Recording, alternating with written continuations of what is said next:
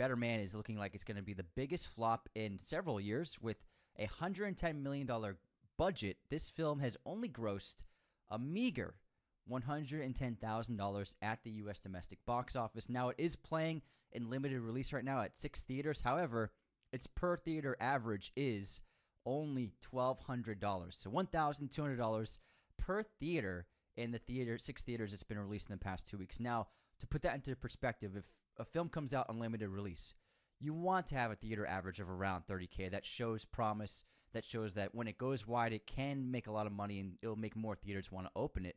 Unfortunately, it's nowhere near that. To put into perspective, Anora, one of the biggest independent releases this year, when it was released in 6 theaters for its first weekend, it had a per theater average of $90,000.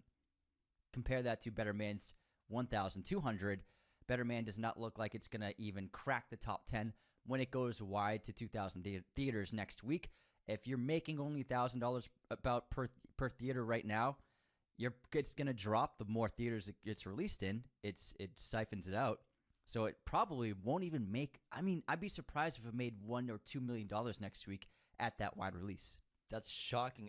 But also at the same time, when you have to Google who the biopic's about, it's not a good sign for your movie. Most people in North America, in the United States, I've never heard of Robbie Williams in my life.